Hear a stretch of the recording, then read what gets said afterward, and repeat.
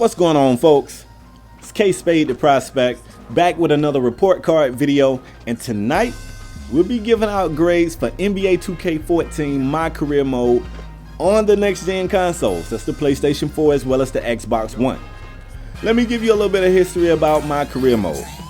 MyCareer mode, which was originally called MyPlayer mode, was introduced to NBA 2K back in NBA 2K10. I've been a vocal person saying that this mode never gets advancements. It's the same thing year after year after year. I have been that guy. But 2K finally shut me up this year. This year, this mode received a facelift, and I didn't even recognize this chick when I saw her across the room at first. This mode definitely took a step in the right direction, and I want to let you guys know some things I like about it, as well as some things I don't like. So let's jump right into the good stuff, shall we? The first thing I have to say, with any mode on NBA 2K14 on the next gen consoles, is how visually stunning this game is. These players look so lifelike, they move so lifelike, and 2K did a great job of just capturing some of their likeness in these players, that there are times when it really looks like you're watching TV. Kudos to that. This game looks amazing. Another thing that I want to give them a big pat on the back for is this is the first time that I felt like my teammate AI in this mode has really been up to par. If I kick it out to a teammate with a shot, it's a good chance he's going to shoot it. If I kick it to a teammate that doesn't really have a shot, it's a good chance that he's going to try to create a situation for himself where he can take a shot that he can make. I haven't really seen this in this mode in the past. Now, I should also mention that I play this mode on Hall of Fame difficulty, which is the toughest on the difficulty tier. In the past, the way they made this difficulty tough was by making your teammates complete idiots. And don't get me wrong, there are still quite a bit of idiotic moments for your teammates out here, but they come a whole lot less often than they did in the past. So for that, I can feel the difference. If you play this game, you can tell that your teammates, they're not working against you as often as they used to. Another thing we got to speak on is additions. Nobody has ever been upset about more. How long have we complained about it not being enough accessories? Finally, 2K comes through for us. There are more accessories. We've been complaining about goggles for years. Goggles are here now. There are more hairstyles. Now, on the flip side, almost everybody who uploads to YouTube is walking around with this big beard that my player has, but I can get away with it. I got a pass. I rock the big beard in real life. I get away with it. But more endorsement options, more shoe brands. The only thing we didn't get more of really was tattoos. I think we got a few more. I'm not really sure. Somebody will correct me on that in the comment section, but not as big of a leap forward as there are in some of these other categories. So that's a big thing right there. Now, the biggest difference to this mode this year is the addition of like a storyline. Now your player has a storyline. He has an arch rival or a nemesis, and he's all the time jawing back and forth with this guy Jackson Ellis, right? This is a good thing. I like it. When I upload NBA 2K gameplay, I always create a backstory for myself. I can't tell you guys how often I've been asked, yo, I watch your videos. How are you driving in the car? I can't drive in the car. How you get to the house? Where's the house? So 2K definitely brought this stuff in this year. Now, it's not exactly The Sims. You can't just walk around and hang out with your friends. You can go to the park, but that's a whole nother mode. But definitely the storyline takes a step in the right direction. Now, this would be a perfect time for me to segue over into some things that I'm not a fan of. Whereas I love the story mode, I do have some issues with the story mode. Regardless of what position you create, your height, your race, what team you get drafted by, the story never changes. It's always the same story. So for me, somebody who's playing a MyCareer mode on the Xbox One, as well as one on the PlayStation 4, I'm literally seeing the same things twice. And what makes that even more annoying is the fact that you cannot skip any cutscenes in this storyline.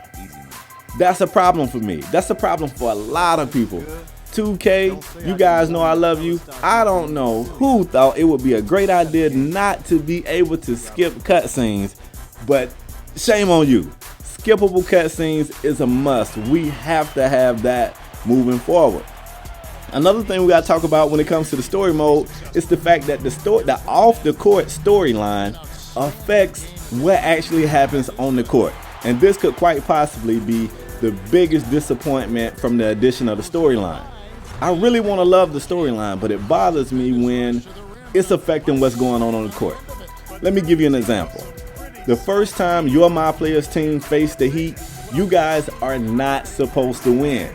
LeBron wants to talk to your MyPlayer after the game in the tunnel and give him advice. It doesn't really work well if you just kicked his ass. So what happened in my game, I made a big three to tie the game up at the end of regulation. We went to overtime. The coach told me to have a seat. The entire overtime was played without me getting in the game, and we lost. And then LeBron met me in the tunnel and gave me advice. The whole time I was thinking, I should be giving you advice, because if I didn't get benched for the entire OT, you would be on the losing end of this game. And there's several other situations like that where you know you had no control over the outcome of that game because it would have changed your storyline. What I'm hoping is, moving forward, I would like to see the storyline kind of be adaptive. Now, I realize the challenges in doing that for the devs, but I would like to see the story kind of bend a little bit to go with what you're actually doing, because it creates this big doubt cloud. When I had a bad game, I don't know if I really shot bad or if I was supposed to shoot bad. You'll have a game where you can't make a shot, and then at the end of the game, one of your teammates will ask you, do you want to go to the gym and work on your shot? So, I mean, did I really shoot bad, or was I supposed to shoot bad? You'll have games where you make game-winning buzzer beaters, and then your teammates will want to celebrate. Did I really make that buzzer beater, or was I supposed to make it? So these things right here, to me, they hinder the overall experience. Now, getting away from that, another thing I want to speak on about this mode that kind of is a downer for me. I have a very difficult time putting this into words, but anybody who has ever played this game or this mode, you guys know what I'm talking about. And it is present in other modes, but it's more of a penalty in MyCareer mode because you can only control this one player. And it's the issue with movement. Movement at times is just way tougher than it should be. You just, like, I'm trying to guard a guy and I can't stay in front of him, and it's not because he's great with his handles. It's not because he's executing perfect crossovers.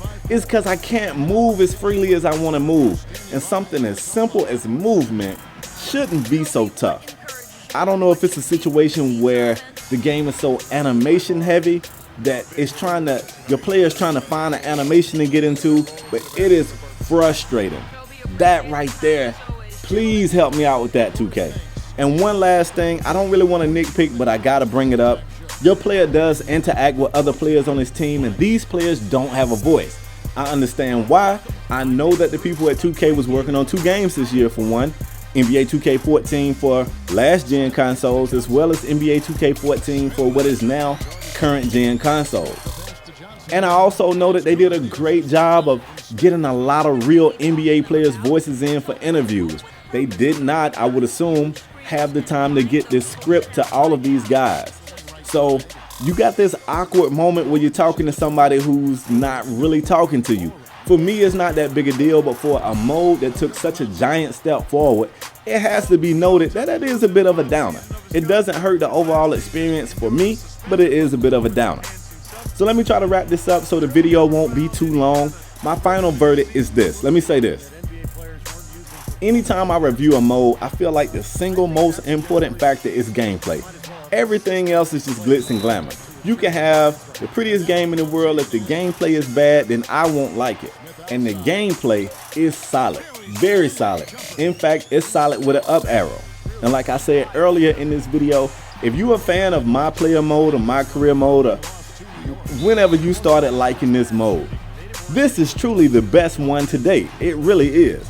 And it shows, it kind of makes you excited for what could be coming in the future, because with this being the first year, I want to believe that things are going to continue to go on an incline. I'm excited to see what 2K could do with this.